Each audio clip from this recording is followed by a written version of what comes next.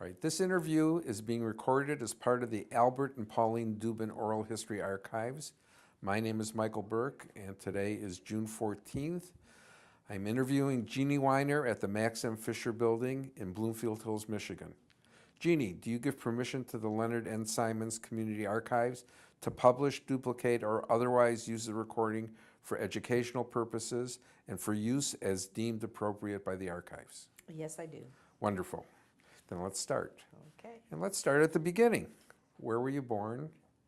And tell us a little bit about your early life. Okay, I was born in Santa Fe, New Mexico. My parents were both born in Hungary, but both had very interesting stories, and they ended up during World War II in Santa Fe, New Mexico, and I was born in 1946, right after the war, and lived the first 25 years of my life in New Mexico. What, it's an interesting question to me at least, what got your parents to Santa Fe, New Mexico? Not a usual place to land. True. Well, my mother was a young child when she came from Hungary and grew up in Chicago. My father came to the States at the age of 31. His road was much more difficult, and a very long story which we have no time to tell here, but they met eventually. My dad got to Chicago. They met in Chicago. It was during the Depression. It was very difficult for him to continue to try and make a living, and they were, I guess, adventurous, and decided to go to California. They drove from Chicago in a packed car, ended up in Los Angeles, and didn't like it. There was no air conditioning at the time, and they said it was just a big, flat, not very attractive town. And my father had a friend who lived in Albuquerque, New Mexico. My father talked to him, and the friend said, "Come to New Mexico, there's work here, it's a beautiful state." So they packed up again with my sister and drove to Albuquerque, and he was happy there. They were happy there for a couple of years, and then my mother was offered a job with the state, running the personnel department for the state of New Mexico. And she had told me that when she first took that drive up and down and over the hills from Albuquerque to Santa Fe, and she saw Santa Fe for the first time, it was so beautiful she wanted to cry. And that was that. So that's why they were there. What'd your dad do when he was in New Mexico? My dad was he called himself an orthopedic fitter. He had gone to medical school at the University of Budapest in Hungary, and one day in the early 20s, he walked up the steps of the medical school, and there were lots of people gathered around. This is the way he described it. There was a lot of turmoil and crying, and what's happening? He went up and he saw the sign on the door, which is the infamous numerus clausus that you hear about in history, which banned the Jews from any longer attending the school. And he was not far from graduating medical school. And he decided, I think at that point, he really had to get out of the country. He was prescient in understanding that things were not going to go well. And things were difficult after World War I anyway. And he made his way to the States, but he never did finish medical school. It was very difficult. He was older at that point. And so that was another reason to stay in New Mexico. He ended up doing things with the Indian school and with the population in Santa Fe that maybe he would not have been able to do in New York City. He took care of polio patients. He fitted people with braces and trusses and orthopedic shoes for foot problems. And he was sort of a semi-podiatrist without the license. Mm-hmm. And many people in Santa Fe called him Doc. It was a hard road. Yeah, it was a hard road for him. And what about your recollections of New Mexico? Well, I love the state. It is magnificently beautiful. Much of the topography and the climate reminds me of Israel. It's high desert. I missed the mountains when I came to Michigan. I missed them for a long time. My husband used to know that if I really needed to be really, really happy, he would whisk me off to some place where there were high mountains. But it was a very tolerant place to grow up, a lot of mixture of different ethnic groups, religious groups. Everybody had high respect for each other. There was no anti-Semitism at all that I felt or that my parents felt. I have no idea what went on in the 20s, but certainly not in the 40s, 50s, or thereafter. And my parents were very important people who were the founders and builders of the organized Jewish community. When I was there as a child, there was no Jewish community center. There was no synagogue. There was no rabbi. And the Jewish community were the Jews, my parents' friends. So that was really a fun time to be Jewish because they finally earned enough money to put a down payment on a building and established a building. So I have great recollections of the town, of the people, of the Jewish community and the non-Jewish community. Was there interaction with the Jewish community and the community at large? Was there opportunity to interact? Sure, because the Jewish community wasn't singled out as the Jewish community. There were people in Santa Fe who lived there who were Jewish, but it wasn't a Jewish community any more than there was the Catholic community. There were people who lived there who were Catholic. And you knew that about each other, but it didn't mean anything. I remember once I was out on my front porch, and I was about 10, and this kid drove by who was a friend of mine on a bike, and he said, "Hey, Jeannie, how are you?" And I said, "Fine." He said, "Are you going to catechism?"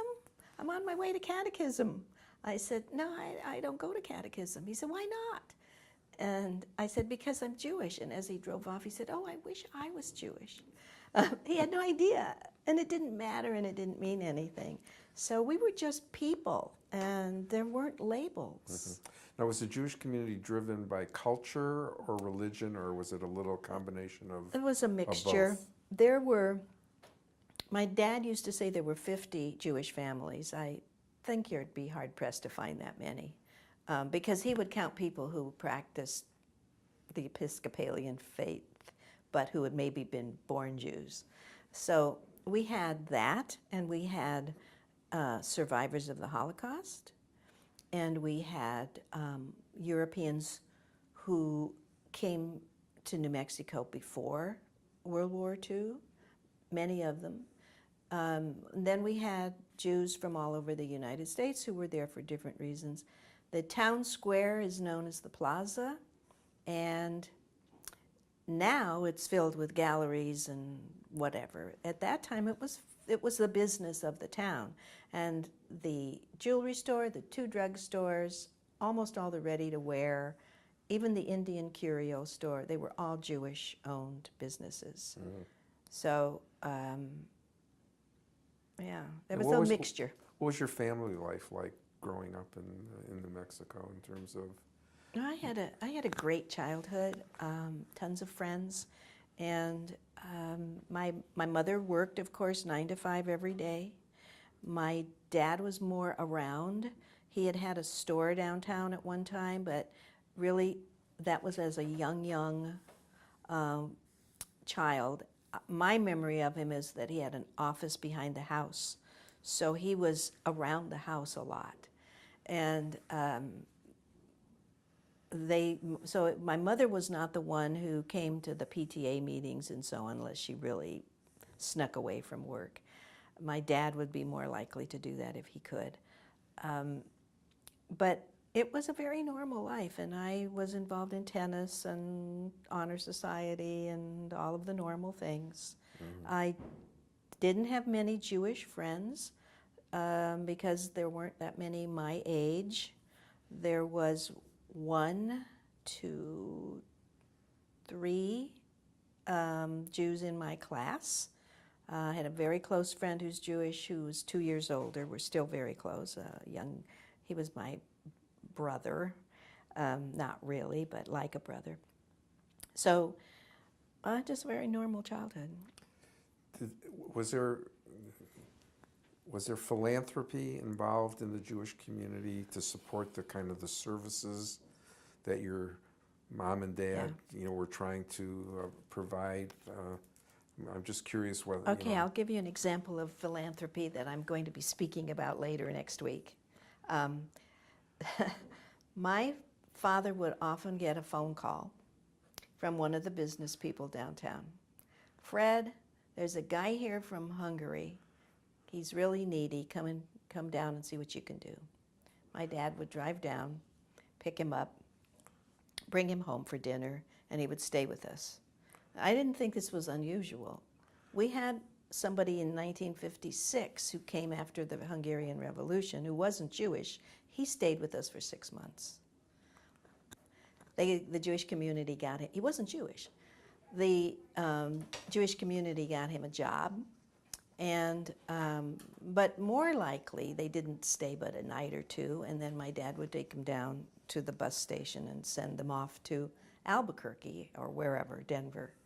And one time I remember, because we didn't have a lot of surplus funds, I asked my dad, who bought the ticket and then gave him $5, Dad, can you really afford to keep doing this? And my dad said, oh, Tootsie, this money's not my money. This is from the travel fund. I said, the travel fund? He said, yeah, the Jewish travel fund.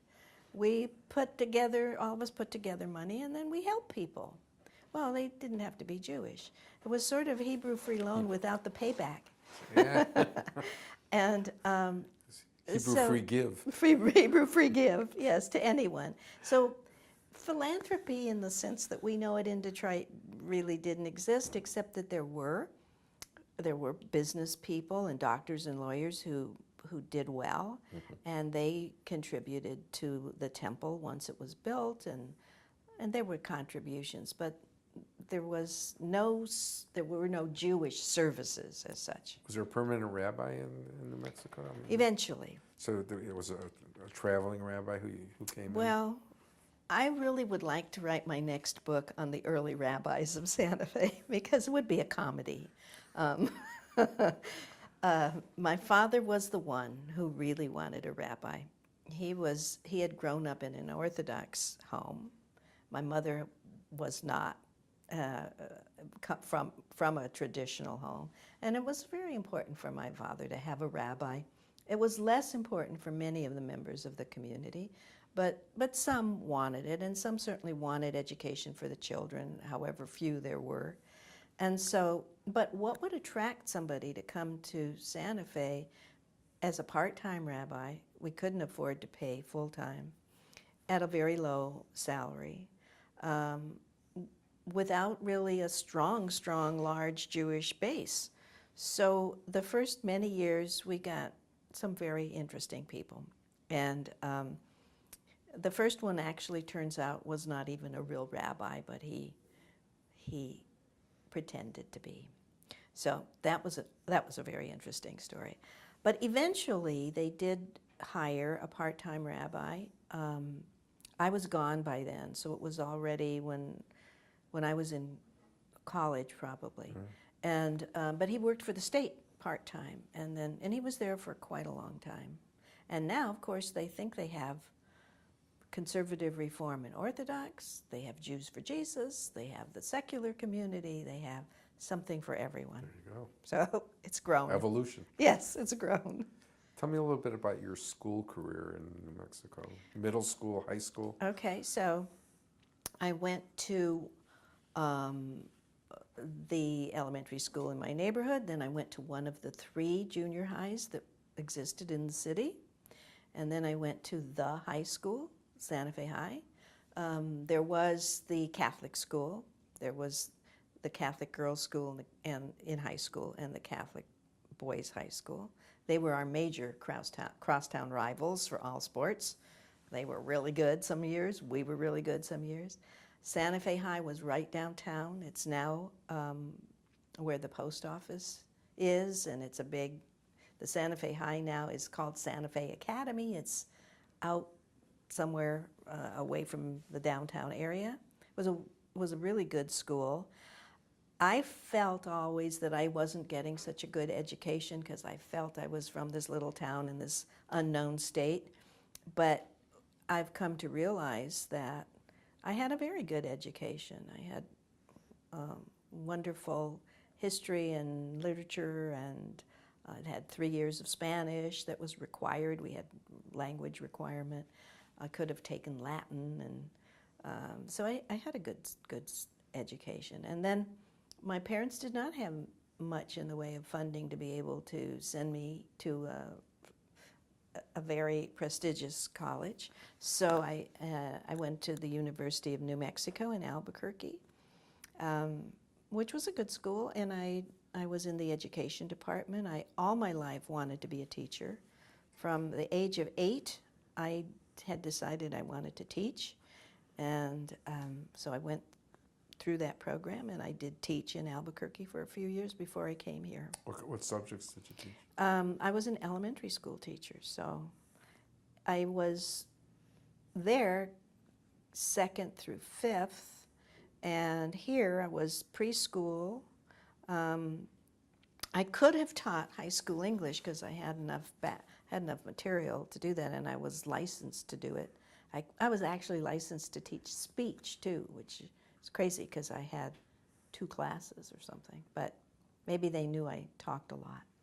So, but I did teach there, and I taught here in Michigan too. Mm-hmm. Was being Jewish important to you as part of your DNA, kind of growing up and getting involved at college, university? I'm curious. Well, you'll when be this surprised. evolution took place. You'll be surprised. When we found the Jeannie Weiner that we have now. Okay, I was a very rebellious kid, and my dad was quite strict, and so I decided I was going to be exactly what he was.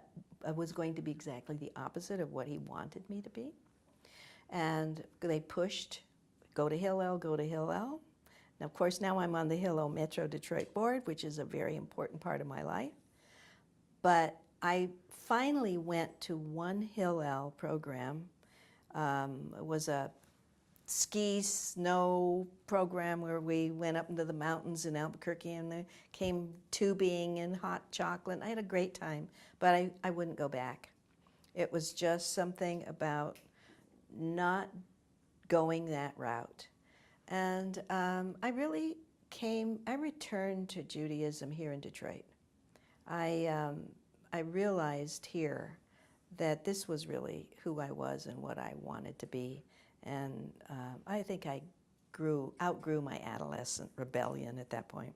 So what gave you that revelation that being Jewish was needed to be an important part of when who I and got what you are? here, I lived with my sister for a while, and then I got out on my own, and I was invited to join a brand new B'nai B'rith women's chapter for working women. They had a professional, they called it business and professional chapter, but it was a group of older women.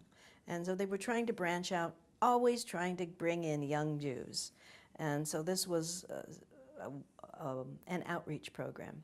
And so I began to meet Jewish women my age, or a little bit older, because I was pretty young. I began to meet them, and there was some real bonding, and I loved the service part of it. I loved the work. I've always loved the doing Jewish. To me, that's what being Jewish is doing Jewish, which means doing anything you can for the community you live in. Back to the traveler's to the Travelers Fund, helping whoever it is that comes by that needs help. So, and these were people who were like-minded. And for the first time in my life, I could be I could be and do Jewish every day, all day, and still have things I was turning down because of the vibrancy of this community. You could go grassroots, you could go organized, you could do both, you could be doing women's things, you could do, and it gave me the opportunity to make friends quickly, to become established in the community. My volunteering started there, and it really began my social life, my sense of belonging, and it was finding people who had the similar commitment. What brought you to Detroit? Why? My sister lived here. That was Yeah, my was sister family? lived here, and I needed to be out of New Mexico at that moment. And I thought I'd come for a very short time, a year maybe, max. And it's going to be 46 years this year. So, yes, eventually I met my husband, and so. What were your first impressions of Detroit, beyond just the Jewish involvement that you just suggested? Well, it was a little intimidating. I remember I arrived on December 1st, 1971, first day of the snowfall, the first day it snowed that year. And so I was here for a month, and I was living with my sister, and she said on New Year's, New Year's Day? I think it was New Year's Day.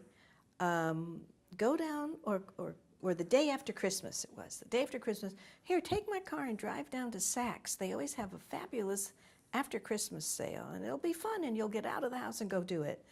And I got on that expressway to go into Detroit, and I thought, oh my goodness, what am I doing? I wasn't sure I was going to manage it, and of course, now I'm back and forth into the city all the time. So the small town girl was a little intimidated at first, but it's really very easy to get around here.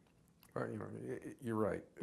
Some people are confused by the Paris nature of the way downtown Detroit is, in the spokes. Rather than north, south, east, west. But once you get used to it, you get used to it. I was at first to go from my house to the symphony and back, from my house to orchestra hall and back, from my house to music hall and back, to a restaurant and back. But if I was down there, I couldn't figure out how to get from one to the other.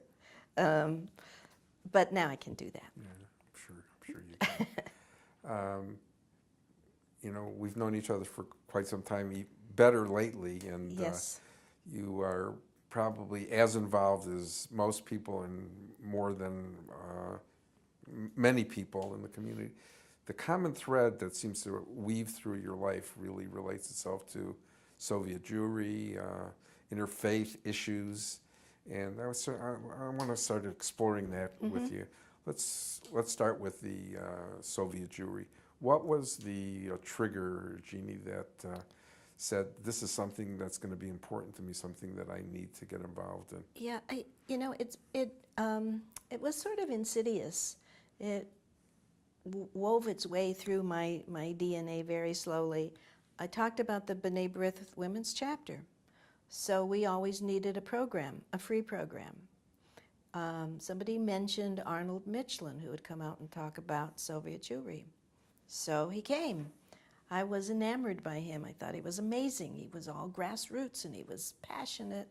And what I liked about his education piece was that there was something to do with it. There was an assignment.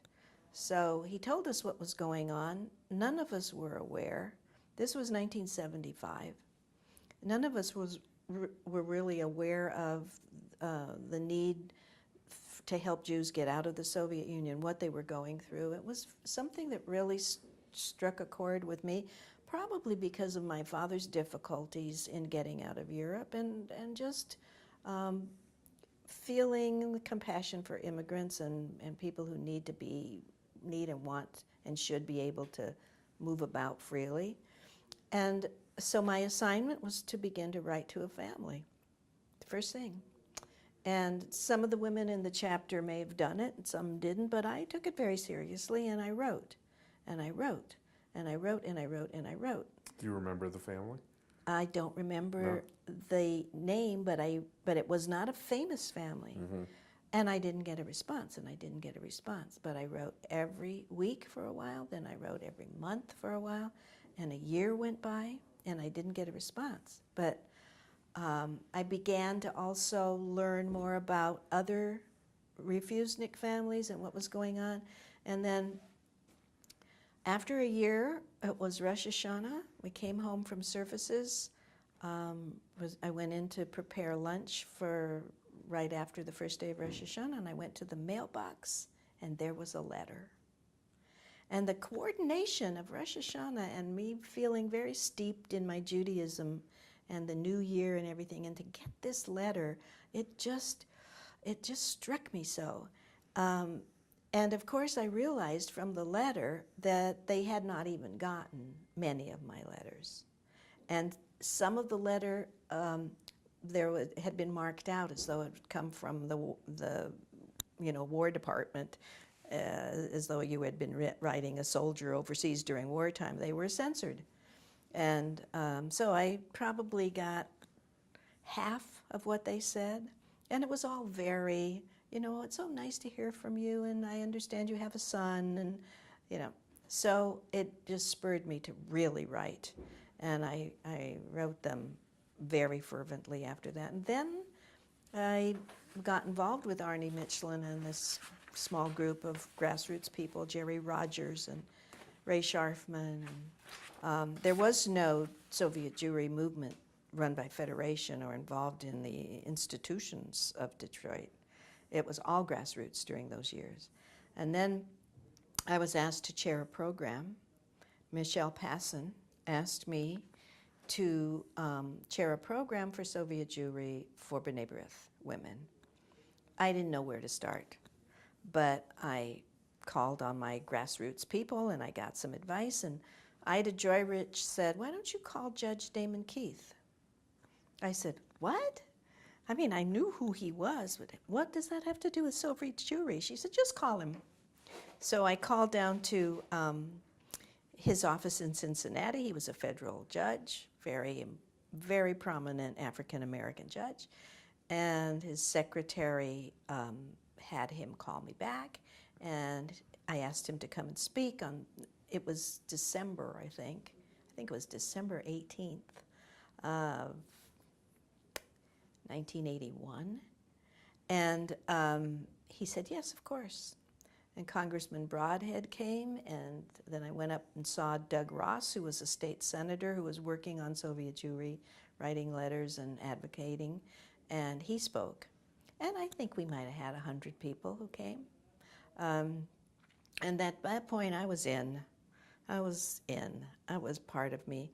And eventually, I went to the Soviet Union and visited with refuseniks, I think thinking that maybe this would just be the end, that I would do everything I could have done. But of course, what it did was really get me involved. I think I spoke 40 times the year I came back to everybody I could. I had a slideshow.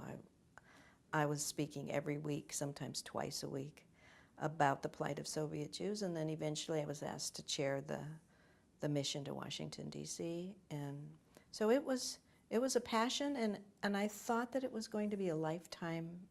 I thought it was going to be a lifetime of working on this. I never, ever saw the end of it coming. So. It's interesting, because I was involved at Federation when you were involved. Federation came to the story a little bit later than the active grassroots. Right. What was the evolution, Jeannie? I know, Okay, so I can only call it Jewish Community Council because that's what it was. Right. And you got involved, and that's where I first met you, when you Right. were the president of the Jewish Community Council. And I know you were an instrumental, if not the instrumental person in getting the community to embrace the plight of Soviet Jewry. No, actually, I don't really think I was. Okay. That program in 1981 led me to Larry Jackier and Joel Gershenson. or they came to me. I don't recall, because I had put on this program, and I was identified as the person who did that. It was B'nai B'rith women who did it. But Larry and Joel had come back. And when they came back, they felt strongly that this was something that Federation needed to do. And I don't know who else they spoke with. I don't recall if I even knew then who was the president of Federation. I was not involved. It was decided, I think Larry and Joel said I went to them, I think for funding for the program, who remembers, and they decided that this needed to be done by the Jewish Community Council because that was the agency that it made sense to do. So I became a member of the Jewish Community Council because of that. I was asked to sit on the board, and the community was on board with it. It was very it's a very compelling story, but it wasn't until the early 80s that the organized Jewish community became involved. But I don't think Detroit was any later than many. No, but they needed to be educated, and I think that, right. Your initiatives, whether it was Larry and Joel, Yes. it was helped to they educate had the the community. impetus. So talk about that. What are some of the things that we did in the community to raise the profile of the plight of Soviet Jews? I mean, I think it was a seminal moment in our history, and I'd like you to just... It was a huge education for me on how to be an advocate of anything. I learned from so many people, and there were so many pieces to it that only later in retrospect I realized that it was an important education in my life as an advocate, but also just putting all the pieces together, and there were many. So one of the things an advocate needs is public relations, communicating to whoever it is you want to get on board with your advocacy. And in this case, it was everyone. So we had to educate the Jewish community through the synagogues and all of the agencies and all of the organizations. That was just one small piece. Then we had to educate all the government people, all the policymakers in Lansing, in Washington, in every state. And then we had to get State Department people on board. And then we had to get presidents and vice presidents on board. And it was an easy sell because the Soviet Union was the enemy of the United States. They represented everything that we were not. They were holding down, and there are lots of legal reasons. We go through the whole history of why it happened to be that the Jews were the ones that had this ability to get out where no one else did because of a loophole, which we glommed onto. But it was compelling that these were people who were so badly treated, terribly treated once they applied to leave. And the curiosity was, if you don't want them, why not let them go?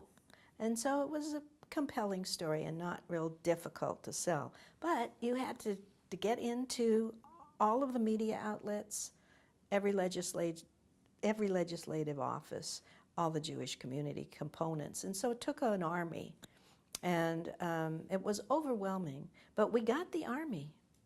We had an army of people. Who were some of the people that stand out in your memory as advocates with you? Well, the Soviet Jewry Committee was core, and it was part of the Jewish Community Council. And people like Diane Klein and Ellen Labus and the Winklemans, Mike and Betsy.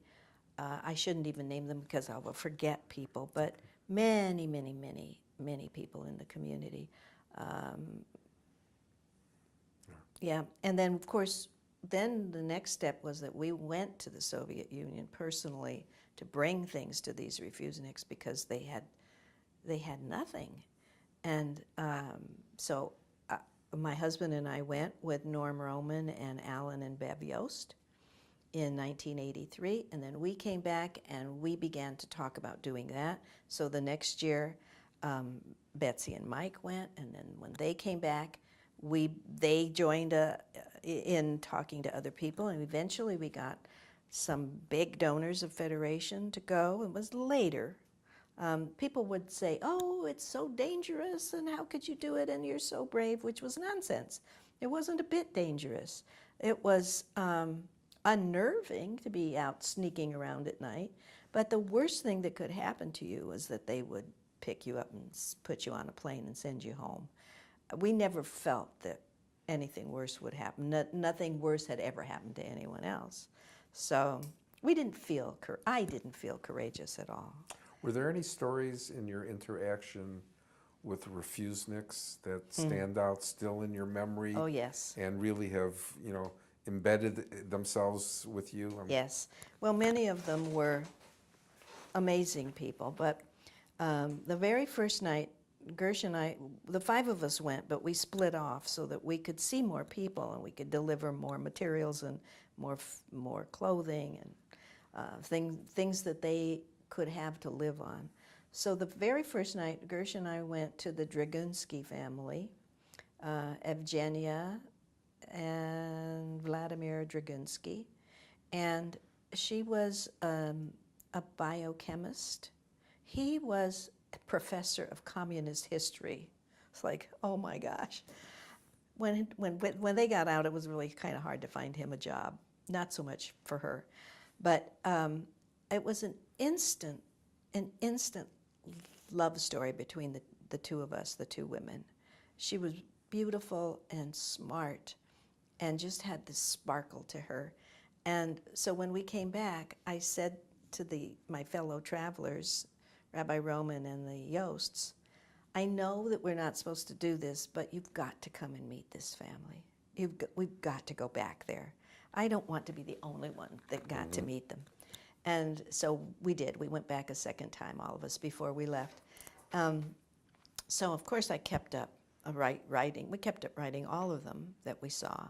But I had this special feeling about her. Eventually, she got out, and she got a job with the Institute of Health in the National Institute of Health in Washington, D.C. Got a very good job doing research. Because she spoke the language of chemistry and biology, the language was not an issue. She was a scientist. She was very prominent. And so she got a job right away. And that was about a year before the March on Washington. And we had no idea how huge it was going to be. When we talked initially, we talked about, could we get a bus to go? 1 bus. And we ended up with 3 airplanes and buses and people who drove. So I called her in Washington. I said, Evgenia, we're coming to the big rally in Washington. I have to see you. She said, oh, yes, I'll see you there. What should we do? I said, let's meet. Let's meet under the Michigan sign, because there were going to be signs for all the states. She said, good. I said, I'll be wearing this hat that all of us were wearing, a white hat and Soviet Jewry stuff. She said, I'll wear a red dress. So then we get there, and I see there is no way on earth that we're going to connect. No way. The Michigan sign was surrounded by, I don't know, thousands of people. So we began to march, and I was next to Gersh, and all of a sudden I looked to the side of me as we approached the Washington Monument, and there's Evgenia. And we just couldn't believe it. There were, 250,000 people there. And there she was, and she was like, oh, we both screamed. We hugged each other. We fell on the ground. We cried, and a photographer took a picture of us. I think it was in the national papers. It was unbelievable. So this connection came full circle. And so that was really special. And then, of course, the Winklemans and Gershon and I brought her in to speak. She spoke at Temple Bethel, and she spoke at the religious schools and so on afterwards about what it all meant and what Advocacy had done to give her her freedom and so on. So it was special. Yeah, well, that march, which I was fortunate to be at with my son, Right. we still talk about it. I think was, that was the the start of the release, I Yes. think. I mean, the real start It was of the beginning release. of the end. The beginning of the end. I mean, and thank God we have different issues that we have to deal with, but it's, you know, Yeah.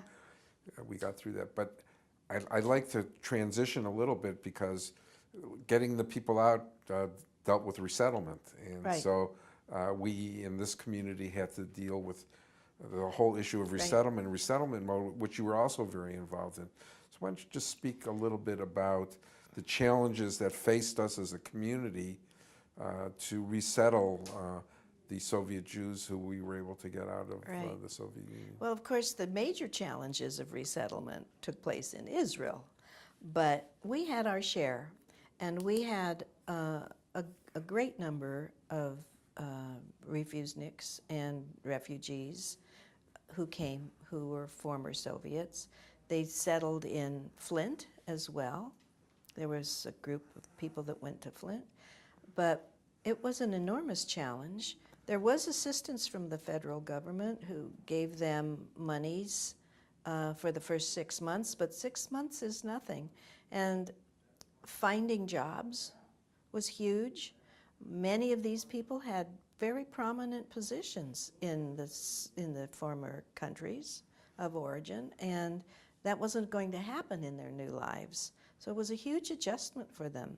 Doctors who took on jobs as guards of warehouses, and many different difficult situations for finding work, for settling in an apartment, for deciding where to live, how Jewishly to live, remembering that they were Jews and it was only a negative in their lives for most of them. Only the oldest of them, the grandparents, really remembered a Jewish life or could speak Yiddish, some of them. But for most of them, being Jewish was a negative. And so they began to see that this Jewish community of which saved them and got them out was also prepared to help them resettle. It was wonderful, but it was challenging. We had lots of different programs. We had family to family. We had the Hillel kids made ceramic mezuzot, so that some of us went on Sundays when they got their new apartment and went with sometimes a rabbi, sometimes not, explained to them what it meant. Some of them were a little concerned about having a home that was marked as Jewish. And we explained to them that that was not only acceptable, but it was wonderful, and that they needed to be proud of it. They were encouraged to join synagogues. Some did, most didn't. They needed to survive and start life over again. And so the Jewish piece of it was a little harder. It came a little later. And I'm finding now, because I'm still involved, I do citizenship test training, a tutor for people who are just trickling out even now or who've been here for a while, want to become citizens, in how to pass the citizenship test. And I'm seeing that it's their children and grandchildren who've really incorporated into the life of the Jewish community and are Americans. It's tough. Yeah, there have been some real success stories in the Yes. Soviet Jewish community. I think one of the challenges that we face, and I want you maybe to address it, is the understanding that they should have about their responsibility to give back. Right. And I think we have some ways to go related to that. So maybe Right. you could speak for a moment about that. Absolutely true. When you grow up in a communal situation in which you're assigned where you're going to live, you're allowed to get certain jobs, you're maybe or maybe not accepted to the university of your choice, you don't have a sense of giving, you have a sense of taking. And I had a Soviet Jew once tell me, we were on our way to Lansing to do some advocacy work, and he told me it took him 7 years to stop lying because it had become a way of life in the Soviet Union. So that was astounding to me. to change from a communist way of thinking to a capitalist way of thinking doesn't happen overnight. But along with capitalism comes volunteerism, responsibility for your community, beyond your family. For us, it's very Jewish, no matter where we live. But they didn't have the Judaism piece either. So it's an education challenge. I think that it's just going to take a little while. Are we succeeding? Not enough. Not enough. Yeah, okay. We agree on that. I want to transition just a little bit. You were the president at one time of the Jewish Community Council, and they did things that were more than just Soviet Jewry. So what were the things that appealed to you about the agenda and the activities, and maybe share some of the other initiatives that you were involved in that had real import to this community? Okay. It was the most wonderful time of my life, because what I say about community relations is that you are meeting the very best Jews in the community, and you're meeting the very best community leaders from all communities. Because when you find a group of people who want to get together on a like cause, they are the people who are thinking along your lines for the most part. Now, sometimes there's education involved too. Sometimes you're bringing together people who are very disparate and showing them that we have like needs. But most of the time, it was working on projects that were important to us. So Israel advocacy was huge. And in the years that I was president and around that time, there were the intifadas, there was constant, as we have now, but in different ways, constant concern for the security, the ability for Israel to even survive. And so Israel advocacy is a huge piece of what the Jewish Community Relations Council does. Media relations, again, going back to advocacy for Soviet Jewry, you also have to be involved with the media so that they hear the Jewish story and understand the Israel piece of our concern, and so that's a very important. I was just at the Jewish Community Council now looking at a piece that was just written in commemoration of the Six-Day War. Excellent piece, explaining why this history is important to us and the American people, what it means, what it meant then, what it means now, and so on. So that's ongoing. Israel advocacy was huge. The other thing that happened while I was president, which makes me happy, was that I was always concerned that we not miss any segment of the community, so that we had a place at the table and we knew who to call in case of problems. The success of the Jewish Community Relations Council is rarely known because it's putting out the fires before they happen. And so there were many. But I didn't, and nobody at the council ever wanted anything to blow up. We certainly never wanted to have another 67 in Detroit. Right. And to prevent that, you have to be able to know that you can pick up the phone and call the neighborhood leader, the African American minister, the moderate Muslim cleric, whoever it is that's involved in whatever issue it is, and that you can say, hey, I know your community's concerned, but let's sit down, let's see what we can do to quiet this down. What is it going to take? And you do a lot of behind-the-scenes work. So David Gadharf was the executive at that time, fabulous mentor of mine, one of the most extraordinary Jewish professionals I've ever seen in action. And I said to him, David, is there anything that we're missing? Are there any pieces in this community that we aren't connected to that we need to be connected to? And he said, well, I came from St. Louis and we had a religious leaders forum. And he said, I don't know that we have that here. And I said, I don't think we do. So I had a relationship with, at that time, my Rabbi Groner, and I knew the Archbishop, Maida. And so I spoke with both of them, and the office spoke with the Episcopalian leader in Detroit, and we presented to them an idea that we had that it would be nice for all the religious leadership in the Metro Detroit area to know each other personally, to have a real relationship where they could call each other if need be, to put out a fire if need be. And it didn't exist. So we staffed it. They got together once a month. Some of them weren't so sure, they didn't want to, but then, and of course they had a meal, they had lunch, and it's ongoing today. Yeah. Yeah. Speak about that. What is your sense, because you were right at the ground floor of the whole issue of interfaith relationships. What's your sense, Jeannie, now of how interfaith relationships are, quote unquote, working in this community? Well, and what are our challenges okay, related to our that? challenges are that people of like mind, people who have great hearts and want to see good things happen, get together and work things out. It's the people who don't have those feelings that are the challenge. There are always going to be people who are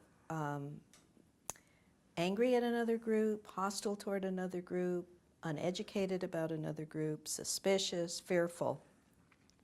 And those are the things that concern me, is that we have to broaden the number of people that we educate to understand that there's no reason to be suspicious or fearful, and then eliminate some of the tension. Unfortunately, it's not a straight line. It goes up and down, and it is reactive. It's reactive to the political climate, it's reactive to the local climate, it's reactive to certain individual hostile people. So yeah, it's constant. Community relations work never stops. It never will stop, and this is something I think people in the Federation who've always been supporters of the Community Council understand, but people who don't understand the work don't understand that. I once said to Robert Naftali before he was president, "Are you going to support the council? I want to know how you feel." And he said, "Jeannie, if the council were to dissolve on Friday, we would have to put it together on Monday." And it's so true, because there are those fires out there. So it's in flux. How has it evolved? How is if you took a snapshot of the agency when you were president to the agency that's there now that you're still very involved in, what are the differences, if there are any differences? Oh yeah, there are huge differences. When I was there, we had twice the staff. We had much more of a budget. We were living in the times in this community where we had surpluses coming in. Our fundraising was going like mad. Our fundraising is still very strong, but we're not having surpluses. And we need to understand, all of our agencies, that it gets really tough when your budgets are diminished, and sometimes by half. And the other challenge for the Community Relations Council is this lack of understanding of what the agency does. It's real easy to know what Family Service does, or to know what Hebrew Free Loan does. People don't always know what the Community Relations Council is all about. Is it a marketing issue? Yes, marketing, education, that's a piece of it. Having really strong volunteers who advocate for the agency. I'm seeing that return. It was really high when I was president, but then our budget dropped off. Our staffing was really depleted. We used to have somebody who did only domestic issues. We no longer do. We haven't for years. I'm very, very impressed with our new executive. He's just fabulous, and very energetic and bright and young, and that's good.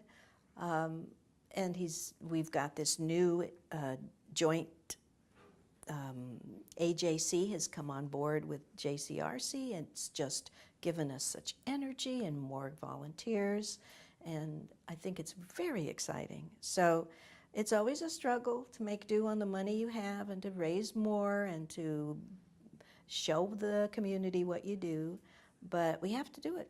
Just have to do it. I'm shifting gears a little bit, but not really. In your estimation, what is the importance that Israel plays in kind of the solidity and the vitality of our Jewish community here in Detroit, both from community relations, but kind of in general? Because you have a unique perspective, so I'd like to hear from you. Well, I think that Israel plays a basic role in who we are as Jews. It's our homeland, and it helps us identify who we are as a people and the best that we can be. It's crucial that it survive, and it's crucial that it survive as a Jewish state with Jewish morals and Jewish ethics as a light unto the nations.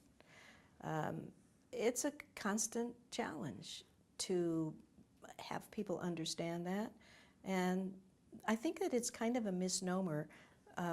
Sometimes Jews think that we're Jews in America and they're Jews over there and there's no difference, but that's not true. If you have gone to the country as many times as we have, you know that it's two different cultures.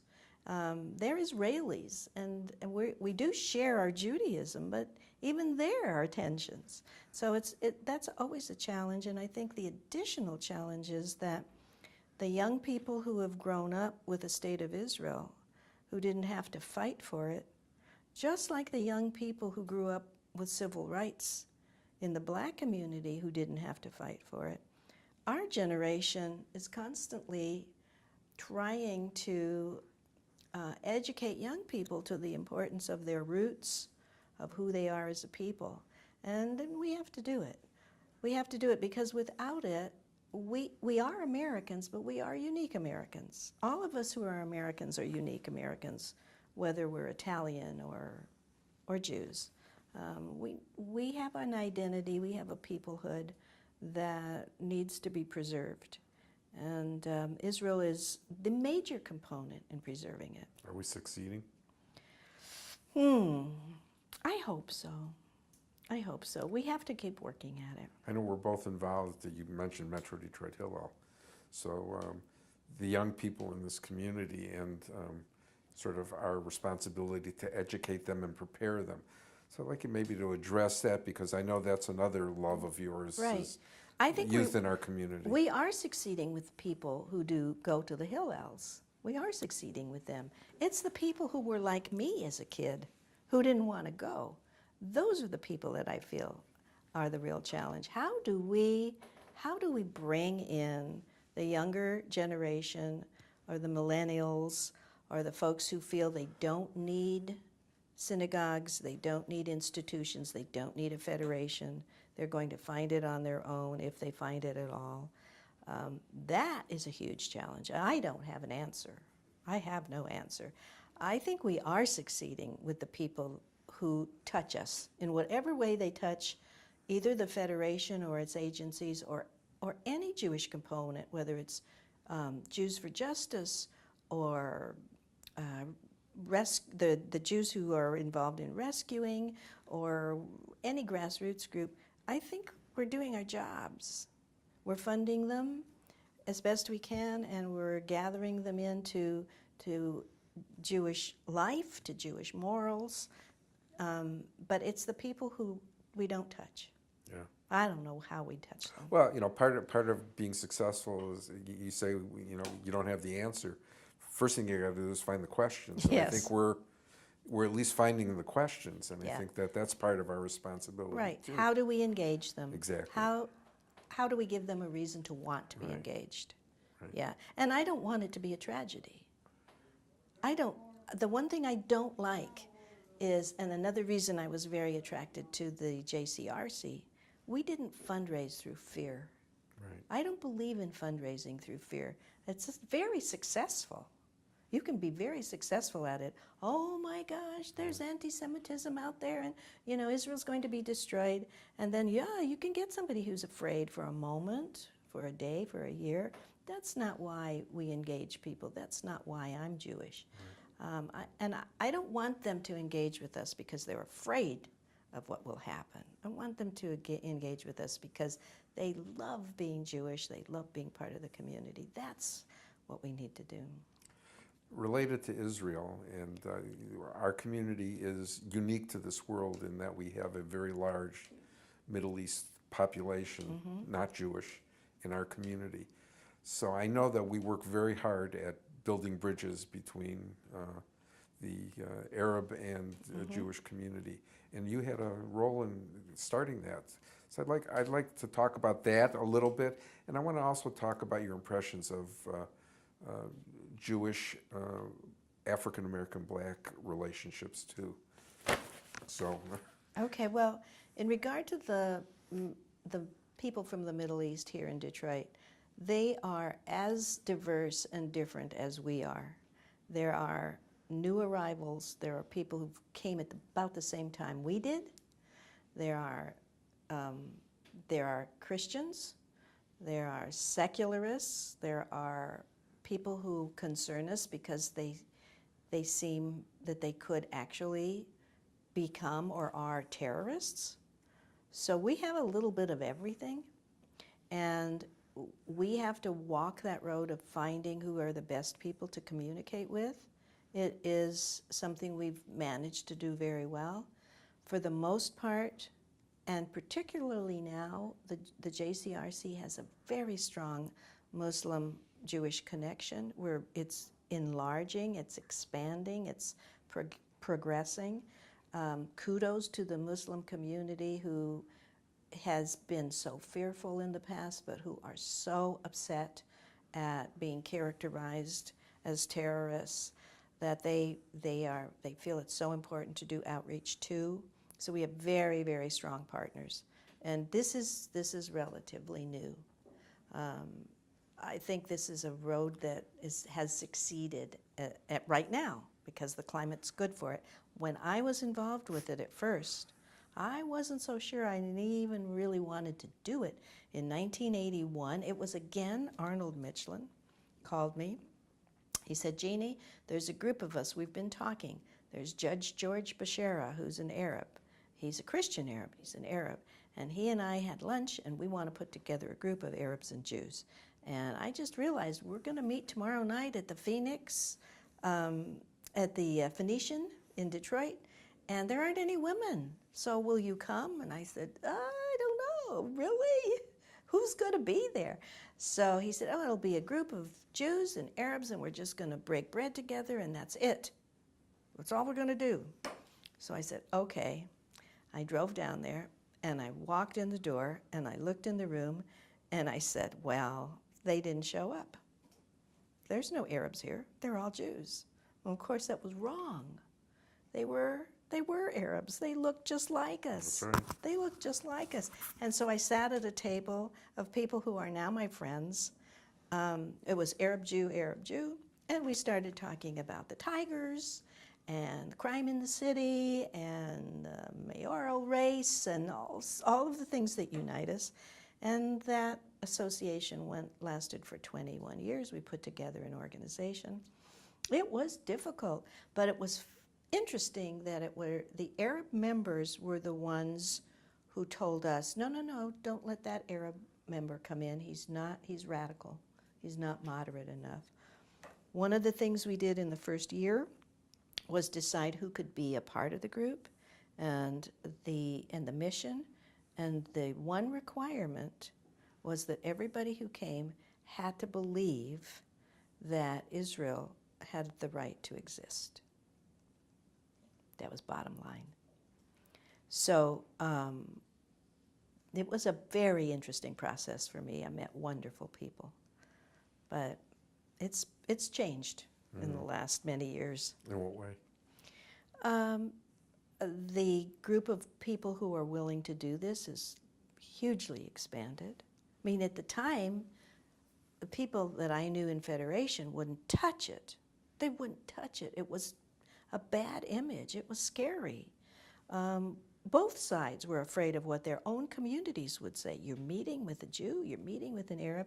It was just not done. And that's why the membership had to be very careful about who was let in. There could be no rabble-rousing on either side. And now that's not the case. Now we're much more willing to take a chance to talk to somebody maybe who doesn't think that Israel has the right to exist. We're willing to take a chance of talking to them and saying, well, let's discuss this. This is my perspective. This is my history. This is what my cousin went through. And so I think we've really made progress. Good, good. A little word or two about the Black-Jewish relationships. Okay, well, that also comes and goes back and forward as leaders change.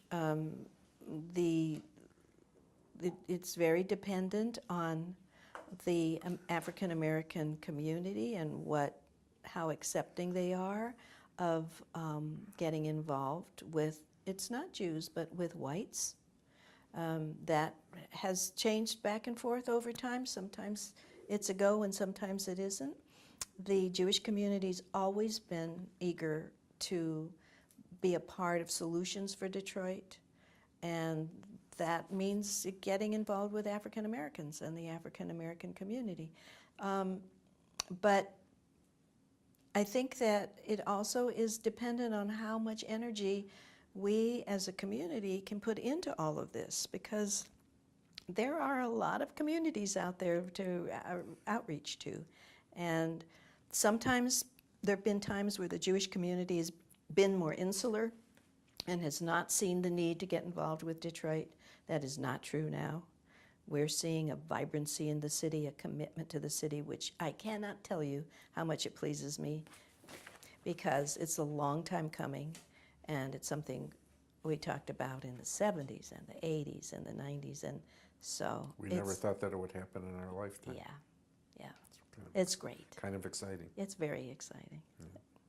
So what do you see as the challenges that are facing us as a community? You know, if you took a snapshot, it's easy for me to say, even 20 years down the road, what do you see as the things that we need to embrace, and what are the challenges? And are you encouraged by our future, what the future holds in store?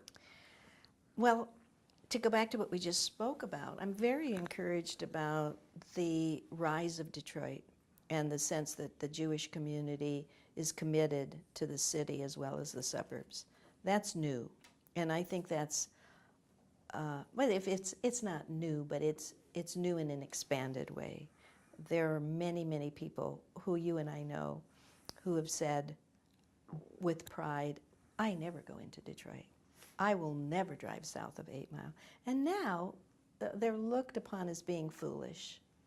I've always thought they were foolish, but now many people think that way, that it's a very foolish thing, and that we are all part of a larger community, and we all need each other, and the success of one is the success of the other. I'm very hopeful about that, and I think that in 20 years, who knows what will happen. I mean, maybe even the Lions will win the Super Bowl. Wow. Now you're talking about miracles. Something could happen.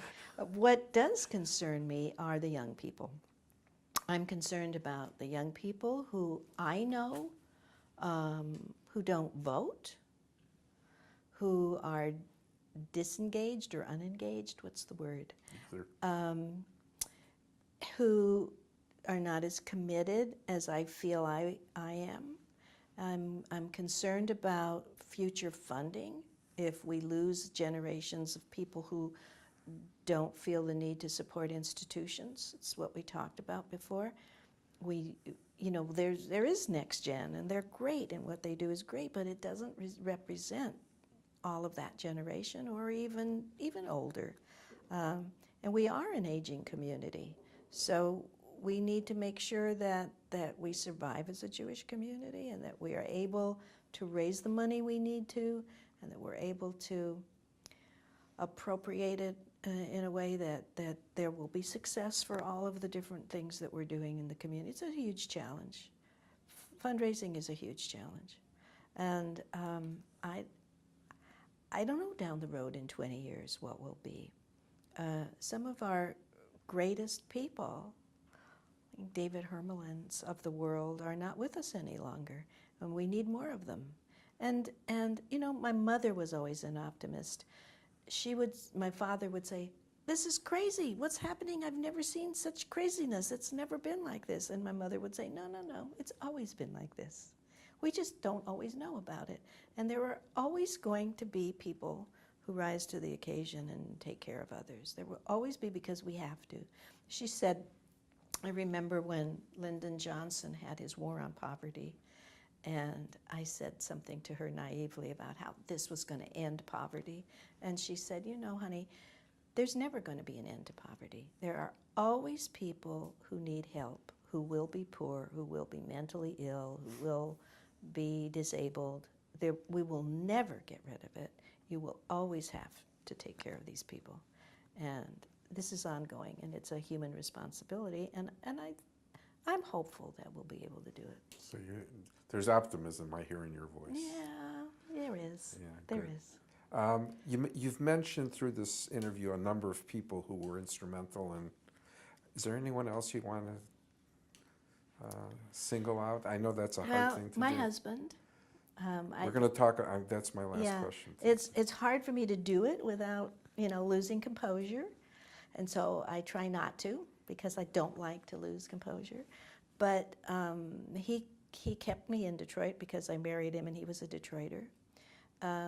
He worked very hard as a physician, and because of that, I was enabled to spend my time to do what I wanted to, and he was so encouraging. He was #1 fan.